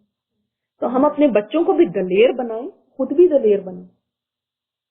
اسی طرح آپ دیکھیں ابو طالب کے سامنے سبحان اللہ کتنی بڑی یہ بات آ گئی کہ ایک راہب کہہ رہا ہے اس وقت جب آپ صلی اللہ علیہ وسلم ابھی بچپن کے دور سے گزر رہے ہیں، بچے ہیں، اس وقت ان کے سامنے نشانیاں آ گئی تھی، ایک تھرڈ پرسن بول رہا ہے، لیکن ایمان پھر بھی نصیب نہیں ہے، ہدایت پھر بھی نصیب نہیں ہے۔ اس ہدایت کو بلاک کرنے والی کون سی چیز تھی کہ وہ کیا کہیں گے، قبائلی حمیت، وہ کیا کہیں گے کہ اس نے مرتے مرتے اس کا دین قبول کر لیا۔ ان کا کہنا ہمارے لیے بھی آج کتنی بڑی بات ہوتی ہے، لوگ کیا کہیں گے، اس کی وجہ سے چاہے حق ہم دیکھ بھی لینا پھر بھی کیا انہوں نے حق نہیں دیکھا تھا؟ اس سے بڑی کیا بات ہوتی تھی، ایک بچے کو دیکھ کے راہب کہہ رہا ہے اس کو آگے مت بھیجو، یہ دیکھو یہ پتے کیسے مل رہے ہیں، یہ ٹہنیاں کیسے مل رہی ہیں، دیکھو یہ کیسے سجدہ کر رہے ہیں۔ ہاں ان کے اپنے سامنے دیکھ رہے ہیں برکات، ان کے والد فرما رہے ہیں کہ یہ میرا بڑا شان والا بچہ ہے، کیا کیا برکتیں انہوں نے اپنی آنکھوں سے نہیں دیکھی کہ یہ حمیت، قبائلی حمیت، یہ جاہلیت کے اندر وہ تھا نا کہ اپنی ہاں کہ وہ نہیں، اور اس میں وہ کیا کہیں گے، یہ جو ہم کہتے ہیں نا وہ کیا، وہ چاہے کوئی بھی چیز، وہ کی جگہ کوئی بھی لکھ لیں، لوگ لکھ لیں، خاندان لکھ لیں، دوست لکھ لیں، اب وہ ورڈ میں ہر ایک کا وہ کوئی بھی ہو سکتا ہے، وہ کیا کہیں گے، آپ کے لیے لوگ ہو سکتا ہے، میرے لیے میرا خاندان ہو سکتا ہے، آپ کے لیے آپ کی دوستیں ہو سکتی ہیں، آپ کے لیے کوئی اور ہو سکتا ہے، وہ کیا کہیں گے۔ اب وہ کیا کہیں گے، اس کی وجہ سے ہم مارے جاتے ہیں۔ اب انہوں نے حق دیکھ لیا، پہچان لیا ہے، بچپن سے دیکھ رہے ہیں، اور اس سے زیادہ کیا بات ہو سکتی، لیکن مرتے وقت بھی آپ صلی اللہ علیہ وسلم فرما رہے ہیں چچا ایک دفعہ کلمہ پڑھ لیں کہ میں اللہ کے سامنے یہ کہہ سکوں کہ انہوں نے کلمہ تو پڑھ لیا تھا، لیکن کہتے ہیں یہ کیا کہیں گے۔ ایک سردار ہو کہ اس نے اس وقت اپنے بھتیجے کا دین قبول کر لیا۔ ہدایت اللہ کے ہاتھ میں ہے۔ ایک ہم نے لاسٹ ٹائم بات کی تھی نا کہ ایک بہن نے بھی شیئر کیا ابھی پچھلے دنوں میرے ساتھ کہ یعنی بڑی اچھی انہوں نے بات شیئر کی کہ وہ بتا رہی تھی کہ ان کے ہسبینڈ ایک سمجھ لیں سائنٹسٹ ہیں، اور وہ ہر چیز میں اتنے آگے ہیں کہ مطلب اس کو پروو کر رہے ہیں، الیکٹران، پروٹون، یہ کیا ہے، ایٹم کیا ہے، فلاں ہے، مارس فلاں، یہ وہ ایچ اینڈ ایوری تھنگ، جیسے ایک سائنسدان ہوتا ہے نا اس طرح سے اتنے نالجیبل، اتنے آگے علم میں، لیکن کیا ہے کہتے ہیں کہ خدا کوئی نہیں، کہتے ہیں خدا نہیں ہے۔ بچوں یہ ایک خدا ہے تو یہ تمہاری ماں جو ایک خدا کا کہہ رہی ہے یہ نہ سمجھنا تمہاری ماں سچ کہتی ہے، اس کے علاوہ بھی ہو سکتے ہیں خدا، تم کیا کہتے ہو مار کے ٹھیک ہو جانا ہے اور ایسے اٹھ جانا ہے، اور یہ الیکٹران پروٹون اور یہ بن جاتے ہیں،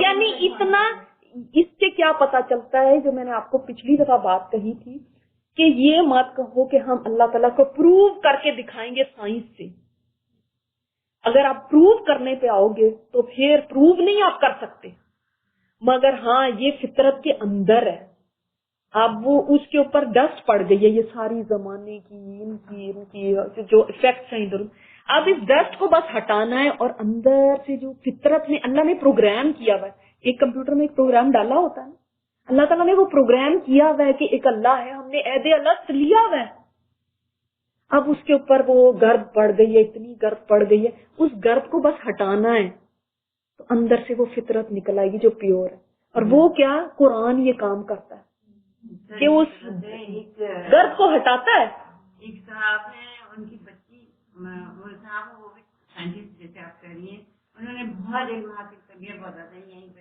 لیکن یہ کتنی بڑی ایسی بات ہے کہ وہ اپنی ماں سے نہیں ملتے. انہوں نے تو اللہ کو ہی جھٹلا دیا, تو اور اس سے بڑی کیا بات ہو سکتی ہے. ماں کو ملنا تو بات کی بات ہے. یعنی یہ ہے کہ یہ فطرت کے اندر ہے, اس فطرت کو جگانا ضروری ہے. یہ جو اندر ہے نا آپ کے پیغام, اس کو نکالنا ضروری ہے. یہ اندر ہے مگر ہماری وہ دب چکا ہے اس سارے ماحول کے اثرات. ہم نے ابھی پڑھا الذین یذکرون اللہ قیاما وقعودا وعلی جنوبہم وَيَتَفَكَّرُونَ فِي خَلْقِ السَّمَاوَاتِ وَالْأَرْضِ. نہ ذکر اکیلا کافی ہے تو نہ غور و فکر اکیلا. غور و فکر تو یہ سائنسدان بھی کر رہے ہیں, دیکھو کہاں تک پہنچے, لیکن اللہ کو نہ پایا تو کیا پایا. اور اگر ذکر بھی خالی کرتے رہو گے, تسبیحاں گھماتے رہو گے, تو وہ بھی نہیں کافی جب تک غور و فکر نہ کرو اللہ کی کائنات میں اور اس کو پہچانو. بالکل بالکل بالکل, ورنہ یہی بن جائیں گے. عملی زندگی. نبی علیہ الصلوۃ والسلام یتیم پیدا ہوئے اور اپنے دادا پھر چچا کی کفالت میں پرورش پائی. والد سے وراثت میں جو کچھ ملا تھا اس سے کچھ ہونے والا نہ تھا, کیونکہ کچھ بھی خاص نہیں ملا تھا. کیوں نہیں خاص ملا تھا؟ جی بالکل, اتنا تو اولاد کے لیے کچھ بچا ہی نہیں تھا کہ عبد المطلب ایسا کچھ چھوڑ کے جاتے کہ جو ان کے والد کے پاس یہاں کچھ بہت کچھ ہوتا. لہٰذا جو ہی آپ ہلکے پھلکے کام کرنے کے لائق ہوئے, اپنے رضائی بھائیوں کے ساتھ دیار بنی سعد میں بکریاں چرانے لگے. دیکھیں ابھی وہ حلیمہ سعدیہ کے پاس میں اپنے رضائی بھائیوں کے ساتھ جاتے ہیں بکریاں چرانے کے لیے. میں نے آپ کو کہا نا کہ وہ انہوں نے پوچھا کہ میرے بہن بھائی کہاں جاتے ہیں, نہیں میں بھی جاؤں گا ساتھ. یعنی جیسے آج ہمیں یا ہمارے بچوں کو عادتیں پڑ جاتی ہیں نا ہڈ حرامی کی, جس کو کہتے ہیں کہ بس بیٹھے رہو آرام فرماتے رہو. نہیں, ویسے نہیں تھے آپ صلی اللہ علیہ وسلم. محنت کرتے, اتنی چھوٹی عمر میں بھی یہ گوارا نہیں کیا ہاں کہ وہ جائیں اور میں تو آرام کروں اور کھیلتا رہوں یہاں پہ. نہیں. پھر جب مکہ آئے تو وہاں بھی چند قرات کے عوض اہل مکہ کی بکریاں چرائیں. چند قرات کے, قرات ایک دینار کا 20واں یا 24واں حصہ ہوتا ہے, جس کی قیمت اس زمانے میں بمشکل 80-90 روپے ہو سکے گی. یعنی دینار سونے کا سکہ ہوتا تھا, اس کا بھی 20واں تھا. تو چند قرات بہت معمولی رقم کے عوض جو تھے نا, ان کی بکریاں چراتے تھے جب مکہ آئے. یعنی وہاں پہ بھی آ کے ایسا نہیں کہ اپنے چچا کے اوپر فلی ڈیپینڈنٹ ہو گئے ہوں کہ آپ ہی میرا کرتے ہیں. اس وقت بھی آپ صلی اللہ علیہ وسلم بکریاں چرانے کے لیے جایا کرتے تھے. اوائل عمر میں بکری چرانا انبیاء کی سنت ہے. تمام نبیوں نے بکریاں چرائی ہیں. وجہ کیا ہے؟ اس میں عاجزی اور انکساری ہوتی ہے بہت زیادہ, اور صبر بہت کرنا پڑتا ہے, مشقت بہت زیادہ ہے. آپ کو پتا ہے بکری جو ہے نا بڑا شرارتی جانور ہے. وہ کیا ہے, باقی آپ نے گائے بھینسوں کو اگر کبھی دیکھا ہو کہ ان کو لے کے جا رہے ہیں, ایک ایک ڈنڈا پیچھے سے مارتے ہیں, آہستہ آہستہ سلولی چلتی جاتی ہے. لیکن بکری ایسے نہیں ہے. بکری ایک ادھر کو چل پڑے گی, ایک ادھر کو چل پڑے گی, وہ جدھر منہ اٹھایا ادھر چل پڑے گی, بھاگ جائے گی. اب اس کے پیچھے پیچھے جائیں گے, اس کو لے کر آئیں گے. تو ایک بار عہد نبوت میں نبی علیہ الصلوۃ والسلام نے فرمایا کہ کوئی بھی نبی نہیں گزرا مگر اس نے بکری ضرور چرائی ہے. ہر نبی جی بالکل.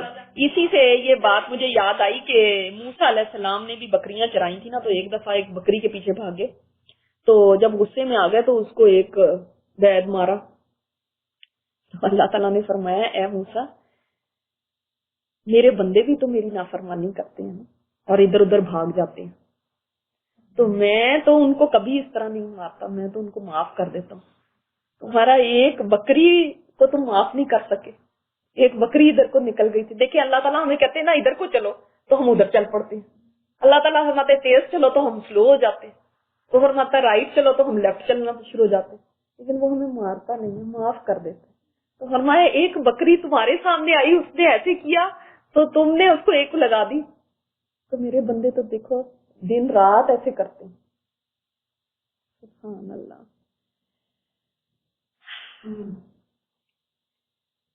پھر جب آپ جوان ہو گئے, اچھا ایک واقعہ اور بکریاں چرانے سے متعلق وہ بھی آپ کو بتا دوں اس سے پہلے کہ ہم آگے چلیں. یہ نبی علیہ الصلوۃ والسلام جب بکریاں چرایا کرتے اس وقت کا یہ واقعہ ہے کہ آپ صلی اللہ علیہ وسلم کا ایک ساتھی بھی ہوتا تھا جو آپ کے ساتھ ساجی تھا, وہ بھی بکریاں چراتا تھا. تو ایک دفعہ آپ صلی اللہ علیہ وسلم نے فرمایا کہ تم ایسا کرو, تم میری بکریوں کی آج تم دیکھ بھال کرنا, تو میں قریش میں ایک شادی ہے تو وہاں پہ میں شادی اٹینڈ کروں, جب دیکھوں کہ کیسا ان کی وہاں پہ قصہ گوئی ہوتی تھی, ناچ گانے ہوتے تھے, یہ سب چیزیں ہوتی تھی نا, تو ذرا میں ان کی شادی دیکھ کے آؤں, کبھی نہیں دیکھی تھی. تو اس نے کہا ٹھیک ہے. نبی علیہ الصلوۃ والسلام وہاں پہ جب چلے گئے تو دیکھا کہ ابھی وہ سیٹ اپ نہیں ہوا تھا, جیسے ہوتے ہیں ٹینٹ لگ رہے ہوتے ہیں یہ تو ابھی سیٹ اپ نہیں ہوا تھا, ابھی ویسے ہی ابھی وہ چیزیں رکھ رہے تھے اور سب. تو آپ صلی اللہ علیہ وسلم فرماتے ہیں کہ میرے اوپر نیند کا ایسا غلبہ طاری ہوا کہ سو گئے, اور آنکھ تب کھلی جس وقت سورج چڑھ گیا ہوا تھا اور سب اپنا اپنا جا چکے تھے اور سب محفل ختم ہو چکی تھی. تو اگلے دن پھر سوچا کہ میں جاؤں, اب کی رات میں نے نہیں سونا. کہتے ہیں اب جب میں وہاں پہ جا کے بیٹھا اور ابھی پھر سیٹ اپ نہیں ہوا تھا کچھ بھی, تو ایسا نیند کا غلبہ ہے. نیند بھی آپ کو پتا نا, کہتے ہیں نا سولی پہ بھی آ جاتی ہے, وہ نیند انسان کو واقعی دبوچ لیتی ہے. ایسی نیند آئی, اتنی گہری نیند سوئے کہ وہ گانا بجانا وہ سب چلتا رہا اور ان کو ہوش ہی نہیں, اور آنکھ اس وقت کھلی جب سورج طلوع ہو گیا. اور اس کے بعد واپس گئے, وہ اپنے جو ساتھی چرواہا تھا اس نے پوچھا کہ بھئی کیسا رہا آپ کا؟ آپ صلی اللہ علیہ وسلم نے فرمایا کہ مجھے تو کچھ پتا ہی نہیں ہے, میں تو اس طرح گیا اور سو گیا. یعنی اللہ تعالیٰ نے یہ گوارا نہیں فرمایا کہ وہ چیز جو آپ کی امت میں حرام کرنی ہے اس کو آپ صلی اللہ علیہ وسلم کے کام سنیں. اس سے بھی محفوظ رکھا, اتنی نگہداشت کے ساتھ جیسے آپ صلی اللہ علیہ وسلم کو اللہ تعالیٰ کی خصوصی رحمت کے ساتھ آپ صلی اللہ علیہ وسلم کی پرورش ہو رہی, کہ ایسی ہر چیزوں سے بچایا گیا جو کہ برائی کی ہوں, اس طرح کی ہوں, محفوظ زندگی. تو جب آپ جوان ہو گئے تو غالباً تجارت کرنے لگے, کیونکہ بعض روایت میں مذکور ہے کہ آپ صائب بن ابی صائب کے ساتھ مل کر تجارت کرتے تھے. آپ بہترین ساجی تھے. ساجی کون ہوتا ہے؟ پارٹنر. نہ حجت بحث کرتے تھے نہ جھگڑتے تھے, کیونکہ جھگڑا اور حجت بحث وہیں پہ ہوتی ہے نا جہاں پہ کوئی مسئلے مسائل پیدا ہو جائیں. آپ صلی اللہ علیہ وسلم تو ایسے تھے ہی نہیں, آپ کا اعتماد تھا, امانت داری تھی. آپ معاملات میں ہر درجہ امانت, سچائی اور پرہیز کے لیے مشہور تھے, اور زندگی کے سارے میدانوں میں آپ کا یہی وتیرہ تھا. چنانچہ آپ کا لقب ہی امین پڑ گیا. یہ دیکھیں لقب اس وقت سے ہے امین جب ابھی آپ کو نبوت بھی نہیں ملی تھی. ملک شام کا سفر اور حضرت خدیجہ رضی اللہ تعالیٰ عنہا کے مال کی تجارت. آپ کا یہی یعنی شہرت سن کر خدیجہ رضی اللہ تعالیٰ عنہا نے آپ کو تجارت کے لیے اپنے مال کی پیشکش کی. وہ شرف اور مال دونوں لحاظ سے قریش کی سب سے معزز خاتون تھی. شرف یعنی عزت میں بھی اور مال میں بھی بہت زیادہ بڑھ کے تھی, اور لوگوں کو کچھ اجرت پر اپنا مال تجارت کے لیے دیا کرتی تھی. کیوں لوگوں کو کیوں دیتی تھی؟ خود نہیں نہ جا سکتی تھی, عورتیں کیسے خود جائیں. انہوں نے پیشکش کے ساتھ یہ بھی عرض کیا کہ وہ آپ کو سب سے اچھی اجرت دیں گی. کیوں آپ کو کیوں سب سے اچھی اجرت دیں گی؟ ہاں جی, انہوں نے شہرت جو سن لی تھی کہ یہ ایک بہت دیانتدار ہے, تو آپ میرے لیے کیوں نہیں کام کرتے کہ میرا مال تجارت کے لے کر لے جائے, میں آپ کو زیادہ اجرت دوں گی. آپ نے ان کے غلام نیسرا کے ساتھ ملک شام کا سفر کیا. وہاں خرید و فروخت کی, خوب نفع ہوا اور اس قدر برکت ہوئی کہ پہلے کبھی نہ ہوئی. دیکھا ہے جہاں جا رہے ہیں برکتیں ہی برکتیں. پھر مکہ واپس آیا اور امانت ادا فرما دی. کہا جاتا ہے کہ باقی لوگوں نے تو وہاں پہ جا کے سامان بیچا اور پیسے لے کے آ گئے. آپ صلی اللہ علیہ وسلم نے کیا کیا؟ وہاں پہ سامان بیچا اور سامان وہاں سے خرید لیا اور اس کو آ کے مکہ بیچ دیا. ڈبل پروفٹ ہو گیا, بہت زیادہ برکتیں. یعنی کتنی آپ صلی اللہ علیہ وسلم کی وزڈم بھی دیکھیں. حضرت خدیجہ رضی اللہ تعالیٰ عنہا سے شادی. ادھر حضرت خدیجہ نے امانت اور برکت کا یہ حال دیکھا تو دم بخود رہ گئی, یعنی حیران رہ گئی کہ اتنی امانت داری ہے اور اتنی برکت. پھر میسرہ نے آپ کے شیریں شمائل, بلند اخلاق اور کہا جاتا ہے دھوپ میں 2 فرشتوں کے سایہ کرنے کا حال بیان کیا. پھر خدیجہ رضی اللہ تعالیٰ عنہا نے میسرہ کو بلایا کہ بھئی کیا ماجرا ہے, کیسے رہے. تو اس نے بتایا کہ وہ بھی بڑا متاثر تھا. اس نے کہا کہ بڑے بڑے سردار ہوتے ہیں, وہ کہتے ہیں یہ کام کرو یہ کرو, اور ہمیں اپنے ساتھ کا کچھ انسان نہیں سمجھتے, لیکن نبی علیہ الصلوۃ والسلام میرے ساتھ کھانا کھاتے تھے, پیتے تھے اور ساتھ بات چیت کرتے تھے، اور اسی طرح مطلب آپ صلی اللہ علیہ وسلم محبت اور شفقت کے ساتھ پیش آتے تھے کہ وہ بڑا امپریس ہوا کہ یہ کیسے انسان ہے. تو آپ کے بلند اخلاق سے بہت امپریس ہوا، اور اس نے کہا کہ میں دیکھتا تھا کہ دھوپ جہاں پہ ہے تو آپ صلی اللہ علیہ وسلم کے اوپر جیسے سایہ کیا. تو حضرت خدیجہ رضی اللہ تعالیٰ عنہ نے محسوس کیا کہ ان کا گوہر مراد انہیں مل گیا. گوہر مراد کا مطلب کیا؟ یعنی وہ بہت عرصے سے بہت سارے سردار ان کے لیے رشتے بھیجتے تھے، لیکن وہ کسی کا بھی رشتہ ایکسپٹ نہیں کرتی تھی. تو ان کو ایسا لگا جیسے جو وہ چاہتی تھی وہ چیز ان کو مل گئی. چنانچہ انہوں نے آپ کے پاس اپنی ایک سہیلی کو بھیج کر شادی کی خواہش کا اظہار کیا. سہیلی کا نام کیا تھا؟ نفیسہ. تو سہیلی کو بھیجا کہ جائیں نبی علیہ الصلوۃ والسلام کے پاس اور ان کو رشتہ ڈالیں اور بات کریں. تو انہوں نے جب آپ صلی اللہ علیہ وسلم سے آ کے بات کی کہ آپ شادی کیوں نہیں کر لیتے، تو آپ صلی اللہ علیہ وسلم نے فرمایا میرے سے کون مطلب ہے کہ میرے پاس تو کوئی مال نہیں ہے، شادی کے لیے مال چاہیے اور یہ چاہیے. تو انہوں نے کہا کہ کیا میں آپ کو ایسی عورت بتاؤں جس کے جمال، اس کا حسب نسب اور اس کے مال میں وہ بہت بڑھ کے ہے. یہی چیزیں دیکھی جاتی نا، خوبصورتی ہے، مال ہے اور حسب نسب ہے، خاندان بھی بہترین ہے. تو آپ نے فرمایا کہ ہاں کیوں نہیں، کون ہے وہ؟ تو انہوں نے فرمایا کہ خدیجہ رضی اللہ تعالیٰ عنہ. تو آپ صلی اللہ علیہ وسلم نے فرمایا کہ وہ میرے سے کیوں شادی کریں گے، اتنی مالدار ان کے پاس تو بڑے بڑے سرداروں نے رشتہ بھیجا تو انہوں نے نہیں قبول کیا. انہوں نے کہا کہ انہوں نے مجھے آپ کے پاس بھیجا. پھر آپ صلی اللہ علیہ وسلم نے تجویز پسند کی اور چچاؤں سے گفتگو کی. دیکھیں اب بھی اس وقت بھی کیسی شرم و حیا ہے کہ یعنی کہ خود ہی رشتہ لے کے اپنے چچاؤں سے بات کی کہ آپ رشتہ ڈالیں. انہوں نے حضرت خدیجہ رضی اللہ تعالیٰ عنہ کے چچا عمر بن اسد کو پیغام بھیجا. بات طے ہو گئی اور بنو ہاشم اور سرداران قریش کی ایک مجلس میں 20 اونٹ اور کہا جاتا ہے 6 اونٹ مہر پر نکاح ہو گیا، لیکن زیادہ جو اوتھینٹک ہے وہ 20 اونٹ ہے. اس زمانے میں بھی مہر کی دیکھیں، ابھی جاہلیت کا زمانہ ہے لیکن مہر کی دیکھیں ابھی بھی کتنی ویلیو تھی کہ مہر، اتنے مہر کے اوپر آپ صلی اللہ علیہ وسلم کا نکاح طے ہوا. خطبہ نکاح ابو طالب نے دیا جس میں اللہ کی حمد و ثنا کی. دیکھا اب آپ نے دیکھا نا کہ اللہ تعالیٰ کی حمد و ثنا کی. اب یہ نہیں ہم کہہ سکتے وہ تو اللہ کو پہچانتے نہیں تھے، نہیں وہ اللہ تعالیٰ کو جانتے تھے. پھر آپ کے فضل اور شرف کا ذکر کیا، نبی کریم صلی اللہ علیہ وسلم کے اوصاف بیان کیا. اس کے بعد ایجاب و قبول کے کلمات کہے اور مہر بیان کیا کہ اتنا مہر ہوگا. اور کہا جاتا ہے ورقہ بن نوفل. ورقہ بن نوفل کون تھے؟ حضرت خدیجہ کے. تو انہوں نے بھی آپ صلی اللہ علیہ وسلم کے اوصاف بیان کیے. یہ ملک شام سے واپسی کے 2 مہینے، یعنی یہ جو نکاح تھا ملک شام سے واپسی کے 2 مہینے اور چند دن کے بعد کی بات ہے. اس وقت آپ صلی اللہ علیہ وسلم کی عمر 25 سال تھی اور خدیجہ رضی اللہ تعالیٰ عنہ کی عمر مشہور قول کے مطابق 40 سال تھی. ایک قول یہ بھی ہے کہ 28 سال تھی، کچھ اور اقوال بھی ہیں.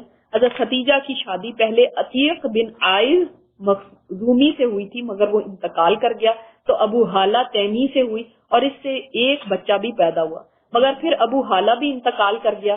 اس کے بعد بڑے بڑے سرداران قریش نے شادی کرنی چاہی مگر حضرت خدیجہ راضی نہ ہوئی، یہاں تک کہ اللہ تعالیٰ نے ان کو آپ کے شرف زوجیت سے نوازا اور ایسی سعادت عطا فرمائی کہ پہلوں اور پچھلوں سب کے لیے باعث رشک ٹھہری. تو اللہ تعالیٰ نے کتنی بڑی سعادت حضرت خدیجہ کو دی. کہتے ہیں کہ مردوں میں تو بہت سارے عقل مند حکمت والے پیدا ہوئے، لیکن عورتوں میں جو جن کی حکمت کی مثال دی جاتی ہے وہ حضرت خدیجہ ہیں کہ انہوں نے اس وقت پہچان لیا. آپ صلی اللہ علیہ وسلم کے لیے خود نکاح کا پیغام یعنی ایک طرح سے اپنی سہیلی کے ذریعے بات کروائی کہ اتنی حکمت تھی کہ یہ پہچان لیا کہ یہ واقعی کوئی شان والا آدمی. ورنہ آپ صلی اللہ علیہ وسلم کے پاس مال تو کچھ نہیں تھا، کوئی ایسی جاگیریں نہیں تھی، کوئی ایسی چیز نہیں. بڑے بڑے سردار ادھر ایک طرف بیٹھے ہیں اور ادھر، اور کس کے اندر حکمت کہا جاتا ہے؟ موسیٰ علیہ السلام کو وہ جو لڑکی لے کے گئی تھی اس میں بہت حکمت تھی کہ اس نے پہچان لیا کہ یہ دیانت دار ہے، امانت دار ہے.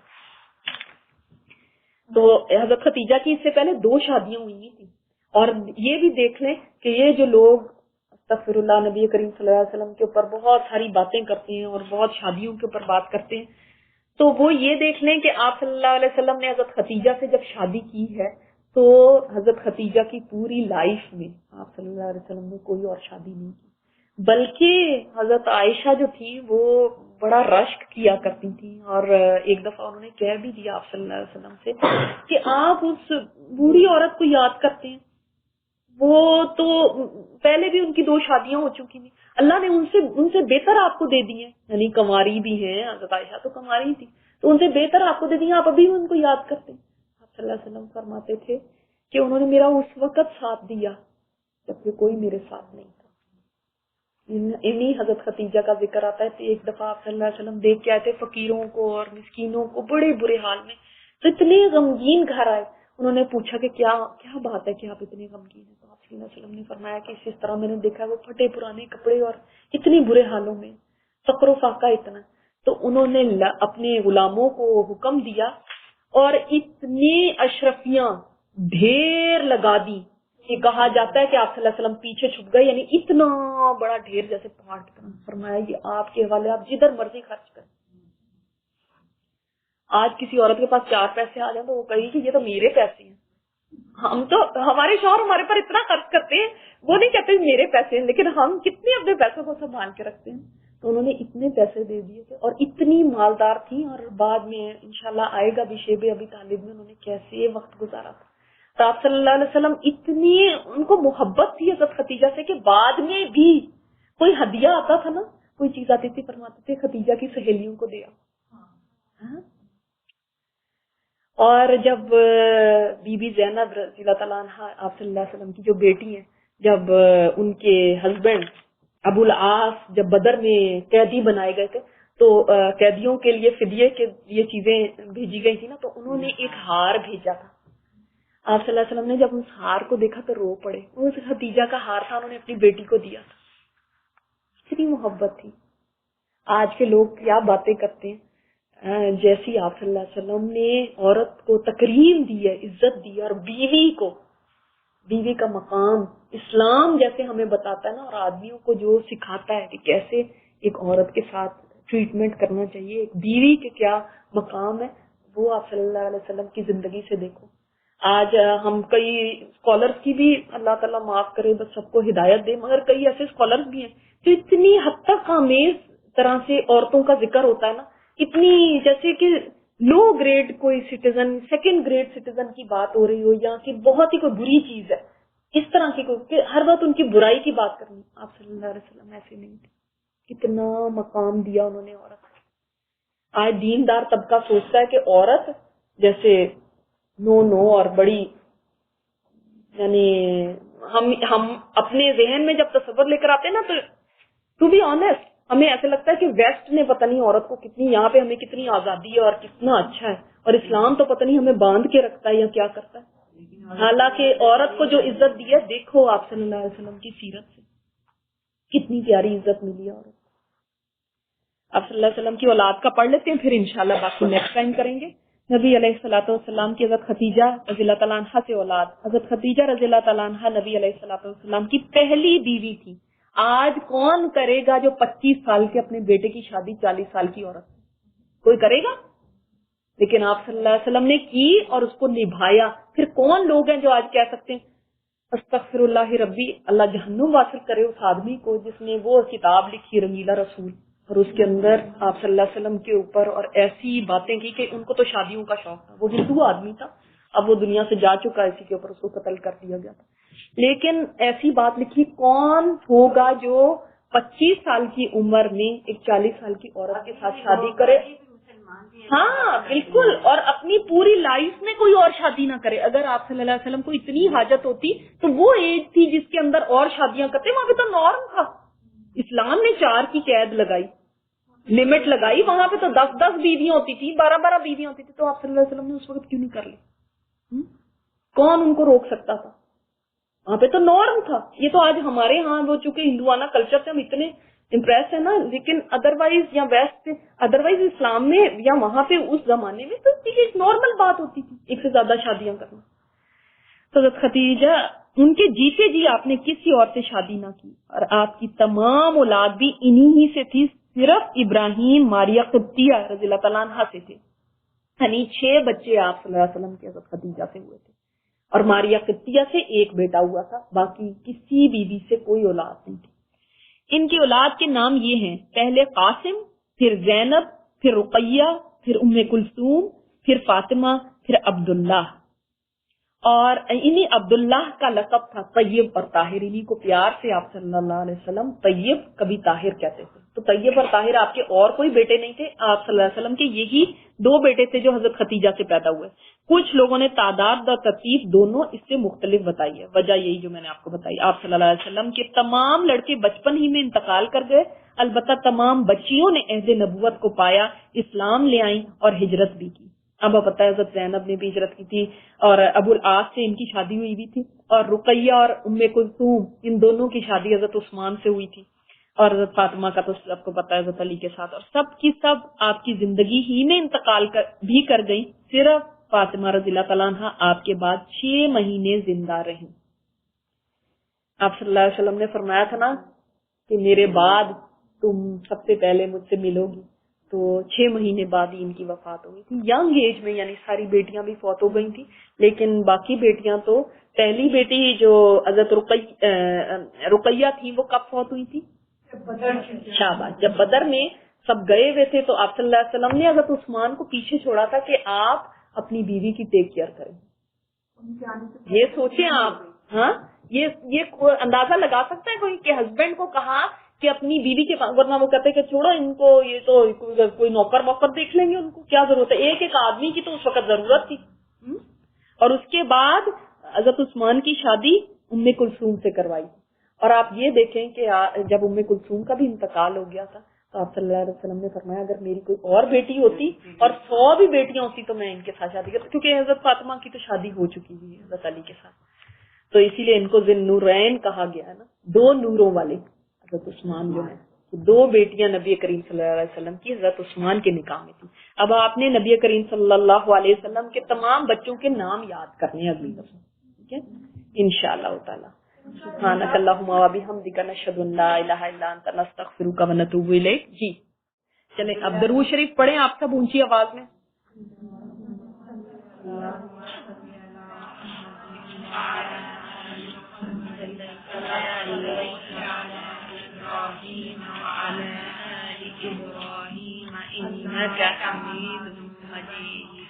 اللهم بارك